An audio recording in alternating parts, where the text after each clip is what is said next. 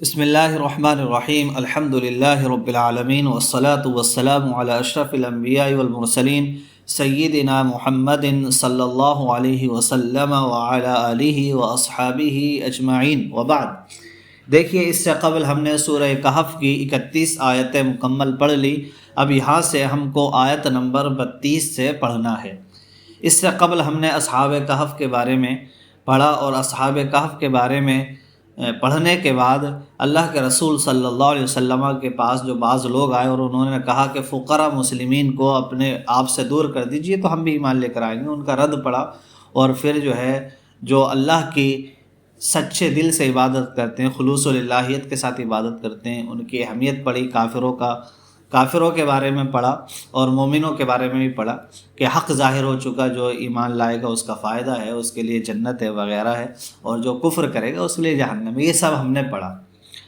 اب کافر اور مومن کا حال اس سے پہلے آیتوں میں ہم نے پڑھا، تو اب یہاں سے مومن کے لیے اور کافر کے لیے ایک مثال دی جا رہی ہے۔ یعنی اب جو رکوع ہم پڑھیں گے، اس رکوع کے اندر ایک مثال ہے دو لوگوں کی، ایک قصہ ہے دو لوگوں کا جن میں ایک مومن تھا اور ایک کافر تھا، اور اس قصے کے ذریعے تمام مومنین کو اور تمام کفار کو پیغام ہے کہ مومنین اور کفار دونوں ہی اس قصے میں غور و فکر کریں اور پھر اپنا انجام سوچیں، اور مومنین سوچیں کہ جیسے ایک مومن کی حالت ہوتی ہے، جو اس کی صفات ہوتی ہیں، وہ ہم اپنے اندر اپنائیں گے تو ہمارا بھی یہی انجام ہوگا جو اس مومن کا اس قصے میں ہوا، اور اللہ تعالی ہمیں اچھی آخرت عطا فرمائے گا۔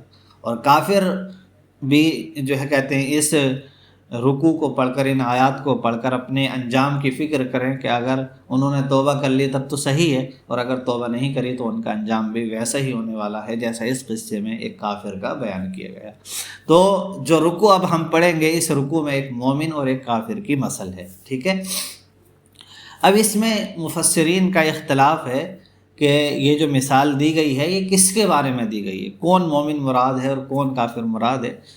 تو ایک قول اس سلسلے میں یہ ہے کہ دراصل یہ آیت کریمہ نازل ہوئی ہے اہل مکہ میں بنو مخزوم ایک قبیلہ تھا، اس میں دو بھائی تھے، ایک ابو سلمہ عبداللہ بن عبد الاسد، یہ مومن تھے، اور ان کا ایک بھائی تھا اسود بن عبد الاسد، یہ کافر تھا۔ ان دونوں کے بارے میں نازل ہوئی، اور اللہ تعالیٰ نے ان دونوں کے حال کو بنی اسرائیل میں دو بھائی تھے ان کے حال سے تشبیہ دی، اور ان بنی اسرائیل میں جو دو بھائی تھے ان میں بھی ایک مومن تھا جس کا نام یہوذا یا تلمیخہ تھا، اور دوسرا کافر تھا جس کا نام قیطوس تھا۔ تو بہرحال یہ ایک قول کے مطابق ان دونوں بھائیوں کے بارے میں نازل ہوئی ہو، یا دوسرے قولوں کے مطابق دوسرے افراد کے بارے میں نازل ہوئی ہو، لیکن مقصد یہاں یہ نہیں ہے کہ کن کے بارے میں یہ نازل ہوئی ہے ان کو جانا جائے، ان کی تعیین کی جائے، بلکہ مقصد یہ ہے کہ یہ مثل ہے ایک مومن کی ایک کافر کی، اور یہ عبرت ہے قیامت تک کے لیے، تمام مومنین کے لیے، تمام کافروں کے لیے اور تمام اہل عقل کے لیے، کہ وہ اس قصے میں، اس مثل میں غور و فکر کریں، اور پھر کہتے ہیں مومن اور کافر کے انجام میں غور و فکر کرنے کے بعد پھر اپنی راہ کو متعین کریں کہ ہمیں کس راہ پر چلنا ہے اور کس انجام تک پہنچنا ہے۔ تو بہرحال اور پھر اس میں بیان کیا گیا کہ مومنین کی کیا صفت ہوتی ہیں، وہ اللہ سے کیسے ڈرتا ہے اور اپنے معاملات کو کیسے اللہ کے سپرد کرتا ہے، کیسے اس کے اندر تواضع و انکساری ہوتی ہے، کیسے ایمان مضبوط ہوتا ہے، اور اس کے اندر بیان ہوا ہے کہ کافر کیسے اکڑنے والا ہوتا ہے، کیسے تکبر کرنے والا ہوتا ہے، کیسے کہتے ہیں قیامت کا اور اللہ کی مشیت کا انکار کرنے والا ہوتا ہے، پھر اس کے لیے کیا ہلاکت ہوتی ہے، یہ سب بیان ہے۔ تو پورا خلاصہ ہم نے آپ کے سامنے چند منٹوں میں اس کا پیش کر دیا۔ جب یہ تمہید آپ نے سمجھ لی تو اب آپ کو یہ آیتیں سمجھنا اور ان کا ترجمہ سمجھنا بہت آسان ہے۔ دیکھیے، اللہ تعالیٰ نے سورہ کہف کی آیت نمبر 32 میں ارشاد فرمایا وَاضْرِبْ لَهُم مَثَلَ الرَّجُلَيْنِ، کہ ان کے سامنے یعنی لوگوں کے سامنے دو شخصوں کی مثل، دو شخصوں کی حالت بیان کر دیجیے، ٹھیک ہے۔ وَاضْرِبْ اجْعَلْ لَهُم، یعنی ان کے لیے بنائیے، یعنی ان کے لیے بیان کر دیجیے، لِلْكُفَّارِ مَعَ الْمُؤْمِنِينَ، یعنی کفار کے لیے مومنوں کے ساتھ، یعنی کفار کے لیے مومنوں کے ساتھ آپ بیان کر دیجیے مثلاً، ایک مثل، رجلینی دو شخصوں کے بارے میں۔ اب رجلینی کے بارے میں کہا بدل، یہ بدل ہے، یعنی مثل سے یہ بدل ہے۔ وہوا اور یہ یعنی رجلینی جو ہے وما بعدہ تفسیر للمثل، یعنی لفظ رجلینی اور اس کے بعد جو آ رہا جعلنا لأحدہما جنتین من اعناب وحففناہما بنخل وجعلنا بینہما زرعا، یہ سب جو ہے یہ اس مثل کی تفسیر ہے. تو اس کے اعتبار سے یہ کیا ہے بدل ہے، اور ترکیب اس طرح ہوگی کہ اضرب فعل امر، اس میں انت ضمیر پوشیدہ اس کا فاعل، لہم ظرف لغ اور مثلا مبدل من، اور رجلینی یہ بدل مبدل من بدل سے مل کر اضرب کا مفعول. ٹھیک ہے، اور اس طرح پھر فعل فاعل مفعول اور ظرف لغ سے مل کر جملہ فعلیہ انشائیہ، یہ سب ہو جائے.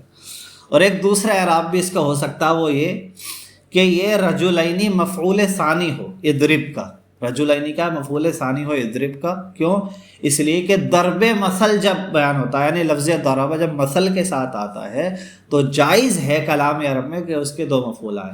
تو پھر مثلا اضرب کا مفعول اول ہوگا اور رجلینی پھر مفعول ثانی ہو جائے گا. تو بہرحال فرمایا وَاضْرِبْ لَهُم مَثَلَ الرَّجُلَيْنِ، کہ ان کے لیے یعنی کفار کے لیے مومنوں کے ساتھ ایک مثل بیان فرما دیجئے، یعنی دو لوگوں کی یا دو لوگوں کی حالت بیان فرما دیجئے. کیسے لوگ؟ جعلنا لأحدہما، کہ ہم نے ان میں سے ایک کے لیے، اور ایک سے مراد کا الکافر یعنی کافر کے لیے، جنتینی دو باغ بنائے. ہم نے ان دو لوگوں کی جن کی مثل بیان ہو رہی ہے ان میں سے ایک کے لیے یعنی کافر کے لیے دو باغ بنائے. بستانینی جنتینی بستانینی یعنی دو باغ بنائے، من اعناب انگور کے. ٹھیک ہے، وحففناہما بنخل، اور ہم نے ان دونوں کو ڈھانپ دیا. حففنا مانے ڈھانپنا، بنخل. ٹھیک ہے، نخل وہی کھجور سے، یعنی انگور کے یہ باغ تھے اور پھر ان کے ساتھ میں جو ہے کھجوریں بھی تھی. وجعلنا بینہم، یعنی ہم نے ان دونوں باغوں کو ڈھانپ دیا کائے سے؟ انگور سے، یعنی ان کے پھر وہ کھجور سے، یعنی کہ ان کے ارد گرد پھر کیا ہے کھجور کے بھی درخت تھے. تو یوں سمجھے کہ یہ انگور اور کھجور کا باغ ہو گیا. وجعلنا بینہما زرعا، اور ہم نے ان دونوں باغوں کے درمیان کھیتی بنائی، یقطات بہ، جس سے رزق حاصل کیا جاتا ہے. ٹھیک ہے، کلتا الجنتین، یہ دونوں ہی باغ. کلتا کے بارے میں کریں، کلتا مفرد یدل علی التثنیہ، تثنیہ پر دلالت کرتا ہے. اس بات کا کیا مطلب ہے کہ کلتا مفرد ہے، تثنیہ پر دلالت کرتا ہے؟ تو اس کا مطلب یہ ہے کہ کلتا جو ہے یہ لفظ کے اعتبار سے مفرد ہے اور معنی کے اعتبار سے کیا ہے یہ تثنیہ کے معنی میں آتا ہے. تو کلتا الجنتین، دونوں ہی باغات. اب کلتا جو ہے مضاف، الجنتین مضاف الیہ، مضاف الیہ سے مل کر مبتدا، اور یہ مبتدا ہے، اور آتت اکولہا یہ کیا ہے پورا جملہ خبر ہے. ٹھیک ہے، تو کلتا الجنتین دونوں ہی باغ، آتت اکولہا دونوں نے اپنا پھل دیا. آتت مانے دینا، آتا یوتی. ٹھیک ہے، آتت کے بارے میں کہہ رہے ہیں خبر ہو، یہ اس کی خبر ہے، یعنی یہ جو کلتا الجنتین مبتدا، آتت اکولہا یہ خبر ہے. ٹھیک ہے، آتت اکولہا تو دونوں ہی باغوں نے آتت اکولہا اپنے کیا ہے پھل دیے. اب دیکھیں ہا ضمیر ہے یہاں پر. ٹھیک ہے، حالانکہ جنتین کا پیچھے ذکر ہے، ہما ہونا چاہیے تھا. ہا ضمیر کیوں ہے؟ اس لیے کہ ضمیر لوٹ رہی ہے لفظ کلتا کی طرف. اکولہا میں ہا ضمیر لوٹ رہی ہے کس کی طرف؟ لفظ کلتا کی طرف. اور لفظ کلتا کیا ہے؟ مفرد ہے لفظ کے اعتبار سے، اور معنی کے اعتبار سے تثنیہ ہے. تو اسی لیے کہا کہ یہ مفرد ہے، تثنیہ پر دلالت کرتا ہے. اور جب یہ مفرد ہے یعنی لفظ کے اعتبار سے مفرد ہے اور معنی کے اعتبار سے تثنیہ پر دلالت کرتا ہے، تو اس میں کبھی مفرد کا اعتبار ہوتا ہے لفظاً، اور کبھی معنی کی وجہ سے تثنیہ کا اعتبار ہوتا ہے. تو اوکولا ہمیں جو ہا ضمیر ہے وہ کلتا کی طرف لوٹ رہی ہے اور لفظاً وہ مفرد ہے، تو اس لیے ہا ضمیر مفرد لائی گئی، ورنہ تو اوکولا ہما ہونا چاہیے تھا. تو بہرحال دونوں ہی باغوں نے اپنا اکل یعنی ثمرہ یعنی اپنا پھل دیا. وَلَمْ تَظْلِمْ مِنْهُ شَيْئًا، اور اس سے کچھ بھی کم نہیں کیا. تنقص، تظلم تنقص کے معنی میں، تنقص مِنْهُ شَيْئًا یعنی کچھ بھی کم نہیں کیا، یعنی پھل میں کوئی کمی نہیں ہوئی، دونوں نے مکمل طور پر اپنا پھل دیا. اور اللہ نے فرمایا، یہ سب کافر کے لیے ہو رہا. وَفَجَّرْنَا، اور اللہ نے فرمایا اور ہم نے پھاڑ دیا، شققنا یعنی ہم نے پھاڑ دیا، خلالہما ان دونوں کے درمیان، نہرن ایک جو ہے کہتے ہیں نہر، یعنی ہم نے ان دونوں کے درمیان ایک نہر، یعنی زمین پھاڑ کے نہر بنا دی، یہ مطلب ہے. یعنی ہم نے ان دونوں کے درمیان ایک نہر جو ہے کہتے ہیں بنا دی، یجری بینہما، جو ان دونوں باغوں کے درمیان جو ہے کہتے ہیں جاری تھی. ٹھیک ہے، اچھا. وَكَانَ لَهُ مَعَ الْجَنَّتَيْنِ، اور اس شخص کے لیے، ہو ضمیر کا مرجع وہی شخص ایک واحد جو تھا کافر تھا. وَكَانَ لَهُ مَعَ الْجَنَّتَيْنِ ثَمَرٌ، اور اس کے لیے ان دونوں باغوں کے ساتھ ثمرٌ پھل تھے. ثمر سے مراد یہاں مال و دولت ہے، یعنی ثمر اور بھی پھلتے ہیں، یعنی بہت ساری مال و دولت تھا۔ اب ثمر میں 3 لغتیں ہیں، بفتح الثاء والمیم، جو ہے ثا اور میم کے فتح کے ساتھ ثمر، وبضمہما، اور ان دونوں کے ضمے کے ساتھ یعنی ثمر، وبضم الاول وسکون الثانی، پہلے کے ضمے اور دوسرے سکون کے ساتھ ثمر، ثمر، ٹھیک ہے۔ وہو جمع ثمرہ، اور یہ ثمر جو ہے یا ثمر یا ثمر، یہ ثمرہ کی جمع ہے، جیسے شجر، شجرہ اور اس کی جمع شجر، خشبہ اور اس کی جمع خشب، بدانہ اور اس کی جمع بدر، تو تینوں طریقے پر یہ ہے، ٹھیک ہے۔ اچھا، تو اللہ نے فرمایا کہ اس کے لیے ان دونوں باغات کے ساتھ بہت سارے پھل بھی تھے۔ فقال لصاحبہ، تو اس نے اپنے ساتھی سے، المومن، مومن سے کہا، دو لوگوں کی مثال بیان ہو رہی ہے، تو کافر کے پاس یہ ساری چیزیں تھی، تو اس کافر نے مومن سے کہا، وہو یحاور، اس حال میں کہ اس پر فخر کر رہا تھا، حاور یحاور کو معنی یہاں پر فخر کرنا، یفاخر یعنی مومن پر فخر کرتے ہوئے، مومن پر اپنی بڑائی ظاہر کرتے ہوئے وہ فخر کر رہا تھا، اور فخر کرتے ہوئے اس نے کہا، انا اکثر منک مالا، میں تجھ سے زیادہ مالدار ہوں، واعز نفرا، اور میں تجھ سے زیادہ جو ہے گروہ والا ہوں، عشیرتاً یعنی تجھ سے زیادہ افراد والا ہوں، خاندان والا ہوں، میرا خاندان تجھ سے بڑا ہے، میرے نوکر ہیں، چاکر ہیں، تو تو میرے سامنے کمزور ہے، ٹھیک ہے۔ اور کیا ہوا، ودخل جنتہ، اور اپنے باغ میں داخل ہوا، بصاحبہ، اپنے دوست کے ساتھ، یعنی اس مومن کو لیا اور یطوف بہ، اور اس کو گھما رہا تھا، طاف یطوف مانے گھومنا، باصلہ کے ساتھ گھمانا، یطوف بھی، اور اپنے دوست کو گھما رہا تھا، فیہا، باغ میں، اور یریہ اثمارہا، اور اس کو جو ہے کہتے ہیں اس کے باغات دکھا رہا تھا، پھل دکھا رہا تھا۔ ولم یقل، اور یہاں پر جو ہے کہتے ہیں جنتیہ نہیں کہا، ودخل جنتہ کہا، حالانکہ 2 باغوں کا ذکر ہوا اوپر، تو یہاں پر ایک ہی جنتہ کو کیوں کہا، تو یہ کہا ارادتاً للروضہ، روضہ کا ارادہ کرتے ہوئے، یعنی اصل میں تھے وہ 2 باغ 2 طرف، لیکن دونوں باغوں کو ملا کر گویا کہ روضہ وہ ایک کیاری بن گیا تھا، یعنی ایک بڑا باغ بن گیا تھا، تو اس اعتبار سے جنتہ مفرد کا استعمال کیا۔ وقیل، اور یہ بھی کہا گیا اکتفاء بالواحد، ایک پر اکتفا کرتے ہوئے جو ہے کہتے ہیں جنہ کہا، جنتی نہیں کہا، ٹھیک ہے۔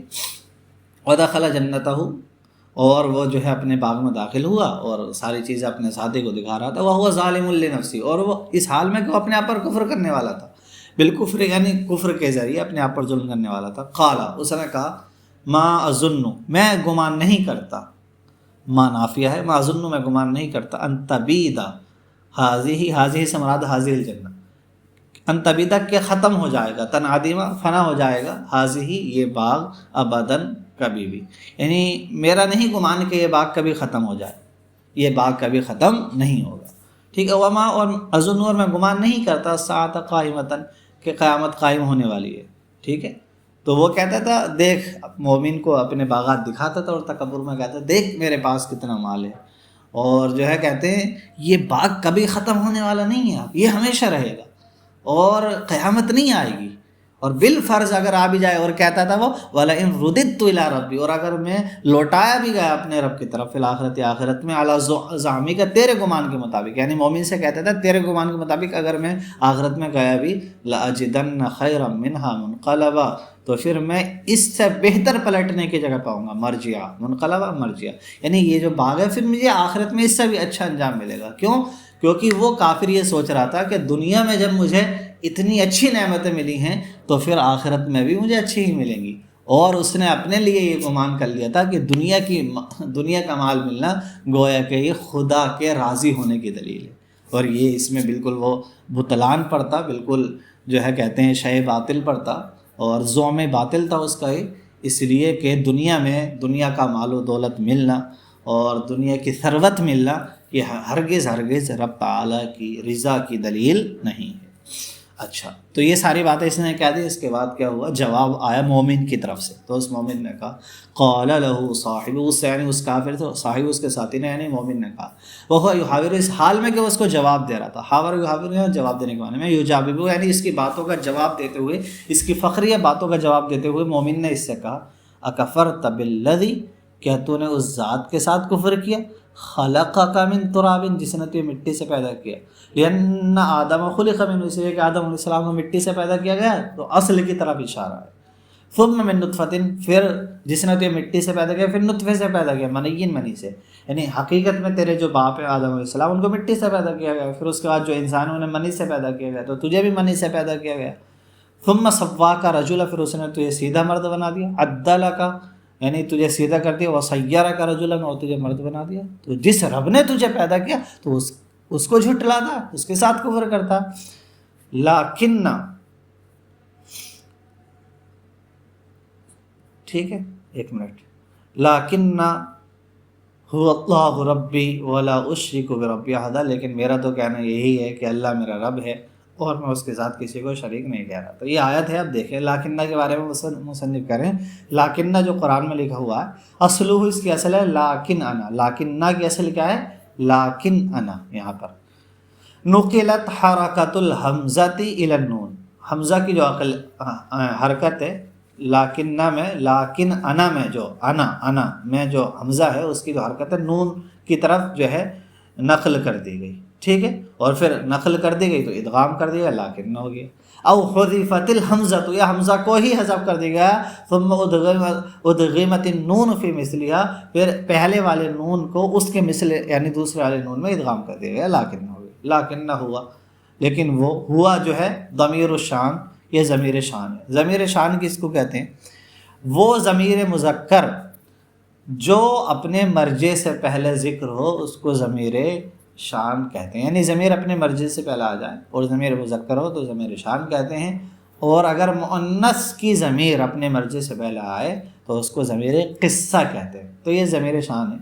تفسرہ الجملۃ بعدہ، اور اس ضمیر کی تفسیر وہ جملہ کرے گا جو اس کے بعد، یعنی ضمیر شان میں ہمیشہ یہ نہیں ہوگا، یہاں پہ یہ تفسیر جو مصنف کی یہ ضمیر شان تو اور واضح کر رہی ہے، ضمیر شان ہر اس ضمیر کو نہیں کہہ دیں گے جو مرجع سے پہلے آ جائے، بلکہ ضمیر شان اس ضمیر کو کہیں گے کہ ضمیر مذکر ہو، مرجع سے پہلے ہو، اور بعد میں آنے والا جو جملہ ہے اس جملے کی تفسیر، اس ضمیر کی تفسیر کر دے، اس کی وضاحت کر دے، اس کو ضمیر شان کہیں گے۔ ایسے مؤنث کی ضمیر قصہ میں، تو یہ ضمیر شان ہے، اور اس کے بعد آنے والا جملہ اس کی تفسیر کر رہا ہے۔ لیکن نہ ہوا والمعنی، اور معنی یہ انا اقول، یعنی میں یہ کہتا ہوں کہ اللہ ربی، کہ میرا رب ہے، اللہ میرا رب ہے، ولا اشرک بربی احدا، اور میں اس کے ساتھ کسی کو شریک نہیں ٹھہراتا۔ یہ جو ہے کہتے ہیں مومن نے اس کافر کو جواب دیا، اور مومن نے کہا ولولا، اور ایسا کیوں نہیں ہوا، اللہ اس دخلت جنت، یعنی ایسا کیوں نہیں ہوا کہ جب تو اپنے باغ میں داخل ہوا قلتا، تو کہتا اعجابی کا بھی ہے، جب تجھے یہ باغ اچھا لگا، جب تجھے خوب پسند یہ باغ آیا تو اس وقت کہتا آزا ماشاء اللہ، یہ سب اللہ کے چاہنے سے، لا قوت، کوئی طاقت نہیں ہے، الا باللہ، مگر اللہ کی مدد سے۔ تو نے یہ کیوں نہیں کہا؟ تو اپنے باغ میں داخل ہوا تو یہ کہتا۔ فی الحدیث، حدیث شریف میں، من اعطی خیرا من اہل او مال، کہ جسے کوئی بھلائی دی گئی، یعنی خاندان میں یا مال میں، یعنی اولاد ملی یا مال ملا یا کوئی بھی نعمت ملی، فیقول عند ذلک، تو اس وقت وہ کہے ماشاء اللہ لا قوت الا باللہ، یہ کہے لم یر فیہ مکروہا، تو وہ اس نعمت میں، اس خیر میں پھر کوئی ناپسندیدہ چیز نہیں دیکھے گا، یعنی وہ نعمت اس سے زائل نہیں ہوگی۔ اور اس پر بہت ساری احادیث ہیں، صحابہ کے اقوال ہیں۔ ایک حدیث کا خلاصہ یہ ہے کہ جس شخص کو کوئی نعمت ملے اور وہ یہ چاہتا کہ وہ نعمت اس سے زائل نہ ہو، تو اس نعمت کے ملنے پر وہ یہی کہے ماشاء اللہ لا قوت الا باللہ، اور کثرت سے یہی کہتا رہا کرے اس نعمت کے بارے میں ماشاء اللہ لا قوت الا باللہ، لا قوت الا باللہ، تو اس کی وہ نعمت انشاءاللہ زائل نہیں ہوگی۔ تو بہرحال اس مومن نے کافر سے کہا کہ ایسا کیوں نہیں ہوا، تو اپنے باغ میں داخل ہوتا تو ماشاء اللہ لا قوت الا باللہ کہتا، ٹھیک۔ ان ترانی انا اقل منک مالا و ولدا، ان ترانی، اگر تو مجھے دیکھتا ہے، انا کے بارے میں کہہ رہے ہیں ضمیر فصل بین المفعولین، دو مفعولوں کے درمیان ضمیر فصل ہے۔ کیوں ضمیر فصل ہے؟ کیونکہ ترانی اصل میں نی تھا، یہ ترانی، یا بھی یہاں پر ضمیر متکلم ہے، اور وہ یا ضمیر متکلم حذف کر دی گئی ایجازی حذف کے طریقے پر، اور نون پر کسرہ باقی رکھا تاکہ وہ یا کے حذف پر دلالت کرے، ٹھیک ہے۔ قرآن میں ایسا اکثر ہوتا ہے کہ ضمیر متکلم جو ہوتی ہے یا اس کو حذف کر دیتے ہیں، اور اس سے پہلے والے لفظ پر کسرہ باقی رہتا ہے تاکہ وہ اس حذف پر دلالت کرے۔ تو یا جو ہے یہاں پر وہ جو محذوف ہے وہ پہلا مفعول ہے، اور اقل من کا، وہ اقل جو ہے وہ مفعول ثانی ہے، اور معلم و ولدہ وہ تمیز ہونے کی بنیاد پر اقلہ کے منصوب ہیں. تو یہ دو مفعول ہیں، یا ضمیر اور اقلہ. ان دونوں کے درمیان جو انا آیا یہ ضمیر فصل ہے دونوں مفعولوں کے درمیان، اور یہ جو یا ہے اس کی مزید تفصیل کے لیے ان ترانی، اگر تم یہ دیکھتا ہے نا مجھ کو، ضمیر فصل انا ضمیر فصل ہے بین المفعولین دونوں مفعولوں کے درمیان، یعنی یا اور اقلہ کے درمیان. ان ترانی انا اقل، اگر تو یہ دیکھتا ہے کہ میں جو ہے کم ہوں، من کا تجھ سے معلوم و ولدہ، مال اور اولاد کے اعتبار سے، یعنی میرا مال اور میری اولاد تجھ سے کم ہے، تیرا یہی دیکھنا ہے. فعسا، اب یہ جواب شرط ہے، ان جو ہے وہ شرط تھی اور فعسا یہاں سے جواب شرط ہے. فعسا تو قریب ہے، ربی کہ میرا رب، ان یؤتینی خیرا من جنتی کا، کہ مجھے عطا کرے تیرے باغ سے بہتر. جواب شرط، یہ جواب شرط ہے، یعنی قریب ہے کہ میرا رب مجھے تیرے باغ سے بھی بہتر چیز عطا کرے. اور یرسل علیہا حسبانا، علیہا ہا زمین کا مطلب باغ، اور تیرے باغوں پر بھیج دے حسبانن آسمان سے بجلیاں. جمع حسبان، حسبانن یہ حسبانہ کی جمع ہے، ای صواعق من السماء، یعنی آسمان سے بجلیاں بھیج دے. فتصبح صعیدا زلقا، تو تیرا باغ ہو جائے صعیدا زلقا، چٹیل میدان. اور زلق کا ایک دوسرا معنی ہم مفسر نے بیان فرمایا، اردن ملسا لا یثبت علیہ قدم، چکنی زمین بنا دے تیرے باغ کو، اس پر کچھ نہ رہے، اور چکناہٹ والی زمین بنا دے جس پر قدم نہیں رکتا. ٹھیک ہے. تو اس نے کہا قریب ہے کہ میرا تو فخر کر رہا ہے، اللہ کی قدرت پہ یقین نہیں کر رہا، تو اور مجھے کہہ رہا ہے کہ میرا مال اور اولاد کم ہو سکتا ہے، اللہ تعالیٰ مجھے تجھ سے بہتر عطا کرے اور تیرے باغ پر آسمان سے بجلی بھیج دے اور تیرا باغ ختم ہو جائے. او یصبح ماؤها غورا، یا پھر جو ہے اس کا پانی غور، غور کا مطلب ہوتا ہے زمین میں دھسنا، یہ اس کا پانی زمین میں دھس جائے، بمعنی غائر، غائر کے معنی میں یعنی خشک ہو جائے، اس کا پانی خشک ہو جائے.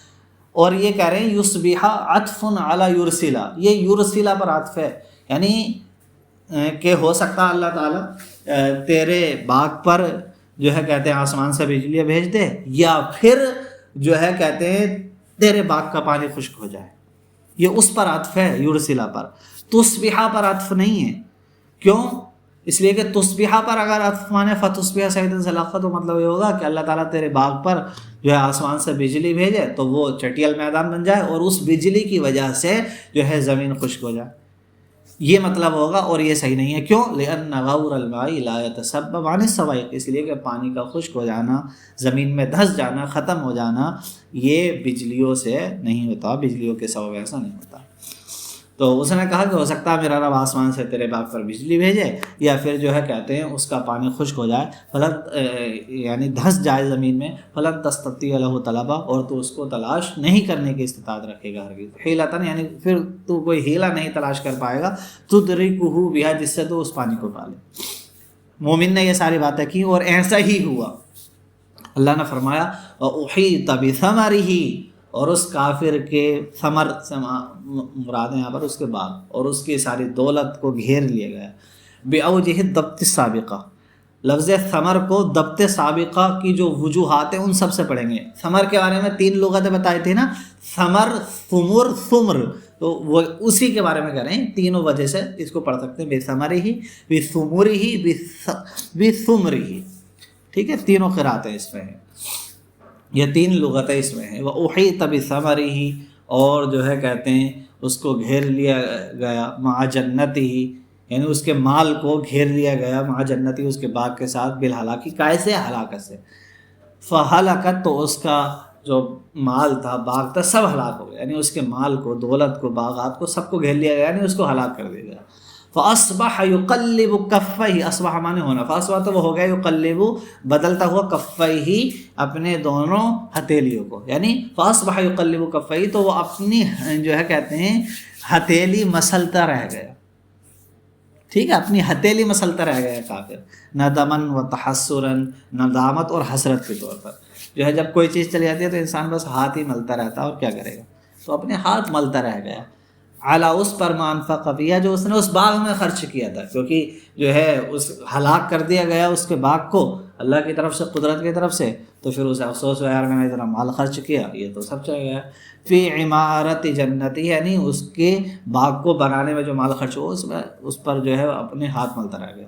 وہی خاویۃ، اور وہ باغ گرا ہوا ہے، ساقطۃ، گر گیا، علی عروشہا، اپنی چھتوں پر. عروش کا مطلب ہے چھت. اصل میں عروش کا معنی مفسر نے بتایا دعائمیہا، یعنی اس کو جو مضبوط کرنے کی چیزیں تھیں، للکرمی جو ہے انگور کی بیل کے لیے، کرم ہے یہ کرم نہیں ہے، کرم کا مطلب ہوتا ہے انگور کی بیل، اور دعائم یہ دعامہ کی جمع ہے، اور دعامہ اس لکڑی کو کہتے ہیں جو ہے گاڑی جاتی ہے تاکہ اس پر انگور کی بیل لگائی جا سکے۔ تو یہ باغ اپنے چھتوں کے ساتھ یعنی انگور کی بیلوں کے لیے جو کچھ بھی لکڑیاں وغیرہ جو کچھ تیار کیا گیا تھا اس کے ساتھ گر گیا، ٹھیک ہے۔ بین سقطت بہی طور کی یہ چیزیں جو لگائی گئی تھیں بیلوں وغیرہ کے لیے یہ سب گر گئی، ثم سقط الکرم، پھر یہ جو ہے اس کے بیلیں وغیرہ انگور کی سب گر گئی۔ وَيَقُولُ، اور وہ کافر کہہ رہا تھا، یا للتنبیہ، یا تنبیہ کے لیے، یا لیتنی، کاش کہ میں لم اشرک بربی احدا، میں اپنے رب کے ساتھ کسی کو شریک نہیں ٹھہراتا۔ لیکن اس کا یہ کہنا یا لیتنی لم اشرک بربی احدا یہ حسرت کے طریقے پر تھا، ٹھیک ہے، اور جو اس کا مال برباد ہو گیا تو اس پہ اسے ندامت تھی، توبہ کے طریقے پر نہیں تھا، توبہ نہیں کر رہا تھا اس سب کے باوجود بھی وہ۔ اور اس پر دلیل کیا ہے کہ یہ صرف حسرت تھی مال ختم ہونے کی، توبہ نہیں تھی۔ آنے والی آیت کریمہ اللہ نے فرمایا وَلَمْ تَكُنْ لَهُ فِتْنَةٌ وَلَمْ تَكُنْ لَهُ، اب اس میں دو قرأتیں بالتاء والی آئی، تا کے ساتھ بھی آگے ساتھ وَلَمْ تَكُنْ لَهُ وَلَمْ يَكُنْ لَهُ، وَلَمْ تَكُنْ لَهُ فِئَةٌ، فتنہ نہیں ہو، وَلَمْ تَكُنْ لَهُ فِئَةٌ، اور اس کے لیے ایسی جماعت نہیں تھی، جماعت نہیں تھی، انصورونہ جو اس کی مدد کرتی من دون اللہ، اللہ کے علاوہ، عند ہلاکہ باغ کے ہلاک ہونے کے وقت، وما کان منتصرا، اور وہ خود بھی بدلہ لینے والا نہیں تھا، عند ہلاکہ باغ کے ہلاک ہونے کے وقت بنفسی، خود سے، یعنی خود سے وہ اللہ سے بدلہ لے لے، ایسا بھی اتنی طاقت اس کے پاس نہیں تھی، اور نہ ہی ایسی جماعت تھی کہ وہ اللہ سے بدلہ لے سکے، ایسا کچھ نہیں تھا، اللہ کے مقابلے میں کوئی اس کی مدد کرے ایسا نہیں تھا۔ تو یہ آیت دلالت کرتی ہے اس بات پر کہ پیچھے اس کا کہنا ہے یا لیتنی لم اشرک بربی احدا، یہ توبہ کے لیے نہیں تھا، بس ندامت کے لیے۔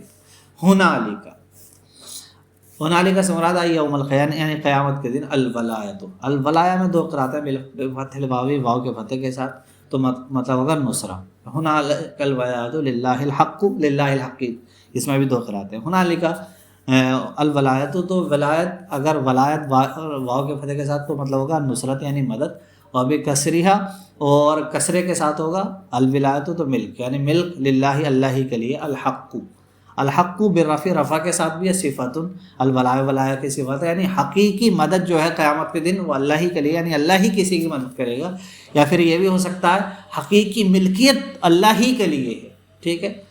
اور الحق کی جر کے ساتھ بھی ہو، بالجر، جر کے ساتھ صفت الجلالہ، اس میں جلالت کی صفت ہے، یعنی جو ملکیت ہے قیامت کے دن یا کسی کی مدد کرنا ہے یہ سچے اللہ کے لیے ہے، ٹھیک ہے۔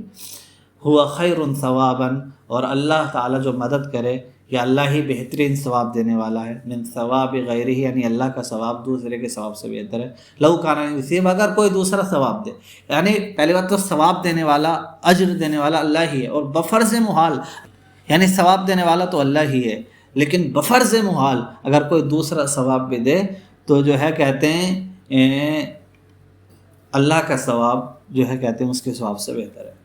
وخیر عقبہ، اور اللہ ہی بہترین جو ہے انجام آخرت دینے والا، بضم الکافی و سکون، یہ کاف کے ضمے کے ساتھ اور سکون، عقوبہ اور عقبہ دونوں قرأتیں ہیں، عاقبۃ للمؤمنین یعنی مومنوں کو انجام دینے والا، ونصبہما علی التمییز، اور ثواباً اور عقباً یا عقوباً دونوں کا جو منصوب ہونا ہے یہ تمیز کی بنیاد پر ہے، ٹھیک ہے۔ یعنی خیر اس میں تفضیل ہے، اور اس میں تفضیل کے بعد جو آتا ہے اس میں منصوب و تمیز ہونے کی بنیاد پر منصوب۔